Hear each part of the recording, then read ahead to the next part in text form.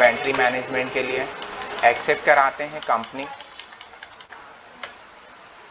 अब देखिए inventory management के अंदर हम लोग वर्क कर रहे हैं, कंपनी आपने एक्सेप्ट किया, क्रिएट ऑप्शन के अंदर आते हैं। अब चलते हैं हम लोग इन्वेंट्री मास्टर्स के अंदर। अभी तक हम लोग अकाउंट मास्टर के अंदर तो वर्क कर चुके हैं, है ना। अकाउंट मास्टर भी आपका यूज होगा इन्वेंट्री के साथ में, ऐसा नहीं कि इन्वेंट्री में आ गए तो अकाउंटिंग मास्टर का काम खत्म हो गया, है ना।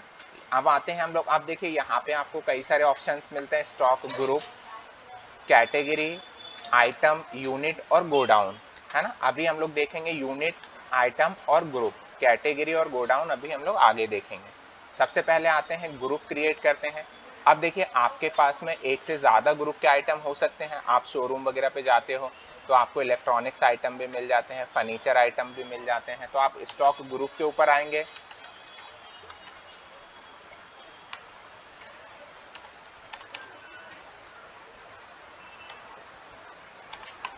इलेक्ट्रॉनिक्स हमने बना लिया है। अगला हम लोग बना लेते हैं फर्नीचर, है ना। फर्नीचर हमने बना लिया है। अभी हमने ग्रुप्स बनाए हैं। अब हम लोग यहाँ पे पहले यूनिट्स मेजर कर लेते हैं। अब आप किसी भी आइटम को किसी ना किसी यूनिट में मेजर करते हो। जैसे बॉटल लेने गए तो आप इसको पीसेस में या नंबर्स में लोगे, 1 बॉटल, 2 बॉटल या 3 बॉटल, है ना, 1 पीस, 2 पीस या 3 पीस। आप शक्कर वगैरह है तो किलोग्राम में मेजर करते हो या ग्राम में मेजर करते हो, है ना। ऑयल वगैरह लेते हो तो लीटर में मेजर करते हो। तो हर एक का यूनिट होता है। अभी हम किस में ले रहे हैं, एनओएस। इसका सिंबल है, फुल फॉर्म लिखेंगे नंबर्स, फॉर्मल नेम में, और यहाँ पे भी आप नंबर सेलेक्ट कर सकते हैं। ये टैली की तरफ से पूरी लिस्ट डाल दी गई है, आप यहाँ से इसको याद कर सकते हो पूरी लिस्ट को, है ना। एनओएस क्या है? फॉर्मल नेम है नंबर्स का, लिखा है ना हमने नीचे, फॉर्मल नेम नंबर्स का शॉर्ट फॉर्म बना दिया है टैली में, एनओएस। ठीक है, तो ये टैली के अकॉर्डिंग चलना है आपको, है ना। ये आप कहीं सर्च करोगे कि एनओएस क्या होता है तो अलग डेफिनेशन देगा यहाँ पे, इसमें उसने, इसलिए दोनों चीज़ें उसने दी है कि नंबर भी लिखोगे तो आपको कंफ्यूजन नहीं होगा। अब हम लोग आते हैं यहाँ पे और आइटम्स के ऊपर आते हैं। आइटम में हम लोग डालते हैं एलजी टीवी, है ना। एलजी टीवी हमने डाल दिया, इलेक्ट्रॉनिक्स के अंदर आएगा, है ना। कैटेगरी नहीं लेना, यूनिट्स में एनओएस कंपलसरी है, आपको मेजर करना ही है। अगर आपने लिया यहाँ पे LG TV, sorry LG TV हो गया ना, ओनिडा टीवी, है ना, ओनिडा टीवी आपने लिया है, इलेक्ट्रॉनिक्स के अंदर जाएगा, एक्सेप्ट। अब उसके बाद में आएगा आपका टेबल, किसके अंदर में जाएगा, टेबल, फर्नीचर के अंदर में जाएगा और एनओएस। ठीक है, चेयर हमने लिया, ये भी हमारा फर्नीचर के अंदर जाएगा, एनओएस, एक्सेप्ट, है ना। अभी हम इतने ही आइटम बनाते हैं। अब हमें लेजर्स की भी ज़रूरत लगेगी, परचेस और सेल्स के, तो हम लोग यहाँ से करते हैं लेजर्स क्रिएट, है ना। आते हैं लेजर ऑप्शन के ऊपर और लेजर क्रिएट करते हैं। लेजर में परचेस का लेजर हम लोग बना लेते हैं, परचेस। बाकी ऑप्शन अभी यस और नो कुछ नहीं करना है। सेल्स, अंडर हम लोग सेल्स ले लेते हैं, रोहित, सप्लायर, सैंड्री, क्रेडिटर्स के अंदर आ जाएगा, कस्टमर है तो सैंड्री, डेबिटर्स के अंदर आ जाएगा, है ना। नेक्स्ट आता है हमारे पास में एक बैंक का लेजर भी हम लोग बना लेते हैं और ये आ जाएगा बैंक के अंदर। नहीं, वो तो आइटम हम बना के उधर डाल दिया। अभी यहाँ पे फर्नीचर मशीनरी बनाने की जरूरत नहीं, ये अब आइटम में जाएंगे लेजर की जगह पे, है ना, लेजर अलग आएंगे।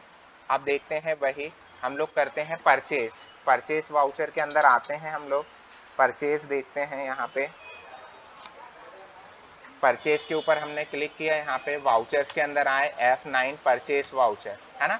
अब देखिए कंट्रोल एच में हमने यहाँ पे मोड चेंज करना देखा था, लेकिन अब आपको मोड चेंज नहीं करना है, आपको आइटम इनवॉइस में ही एंट्री करनी है। सप्लायर इनवॉइस नंबर आपने ले लिया, सप्लायर इनवॉइस नंबर में आपने 1 2 3, पार्टी नेम, पार्टी नेम में आपने ले लिया। यहाँ पे देखिए 3 चीज़ें हम लोग ले सकते हैं, बैंक, कैश और सप्लायर। तो अभी हम लोग कैश में ही काम करते हैं। ठीक है, नेक्स्ट आता है हमारे पास में परचेज। अब यहाँ पे हमने जितने आइटम लिए हैं सब परचेज कर लेंगे हम लोग, 1 बाय 1 सारे आइटम सेलेक्ट करेंगे, कितनी कितनी क्वांटिटी ले रहे हो। अब अगर यूनिट मेजर नहीं करोगे तो यहाँ पे क्वांटिटी नहीं डाल पाओगे आप, है ना, इसलिए यूनिट्स मेजर करना कंपलसरी है। रेट क्या लगा रहे हैं आप लोग, रेट ले लेंगे, और यहाँ पे एलजी टीवी, है ना, ये किस रेट में कितनी ले रहे हैं ये आप यहाँ पे डालते जाएंगे। ओनिडा टीवी, है ना, नेक्स्ट हम लोग आते सर हैं, ये 100 नॉन्स लिखा है, ये क्वांटिटी है। क्वांटिटी डाली है, कितनी हाँ, क्या चीज़? कितनी क्वांटिटी हम लोग ले रहे हैं, परचेज कर रहे हैं, तो ये क्वांटिटी डाली 100 नॉर्म्स है ना। और ये रेट पर क्वांटिटी का रेट है, ये कैलकुलेट होकर टोटल क्वांटिटी का रेट आ जाएगा आपका, ठीक है। और एक्सेप्ट। अब हमने परचेज किया है, हमारे पास में इतना स्टॉक अभी क्या है, अवेलेबल है ना। अब हम लोग क्या करते हैं, सेल्स करते हैं, है ना। सेल्स भी हम अभी कैश में ही करते हैं, है ना। कैश हमने सेलेक्ट किया। अब आपके पास में कस्टमर आता है कोई भी, या कैश में सेल्स करते हो, जितना आपको सेल करना है, जैसे आपने लिया, आप 25 सेल कर दीजिए, कितने रेट में सेल कर रहे हैं, 15,000 के रेट में, है ना। LG टीवी, ये भी 25 क्वांटिटी, ये भी आप 15,000 के रेट में ही सेल कर रहे हैं, है ना। ओनिडा टीवी, ये आप ये भी 25 सेल कर रहे हैं 16,000 के रेट में, है ना। इस तरीके से जितने आइटम, अगर इनमें से कोई एक आइटम भी आपका कस्टमर खरीदता है तो आप एक आइटम भी सेल कर सकते हो, ठीक है। और एक्सेप्ट करा लेंगे वहाँ यहाँ पे। परचेस में अपन ने खरीदा था, वहाँ खरीदा था, और क्योंकि हम ट्रेडिंग कर रहे हैं तो पहले परचेस स्टॉक अवेलेबल होना चाहिए हमारे पास में, उसके बाद ही हम लोग क्या करेंगे, सेल करेंगे। अब यहाँ पे देखिए स्टॉक समरी पे आके चेक करोगे तो आपने कितना परचेज किया था, कितना सेल्स किया है, ये सारी डिटेल बताएगा यहाँ पे। देखिए 75 बच गया है आपके पास, आपने 25 सेल कर दिया है, क्लियर है। इतना करके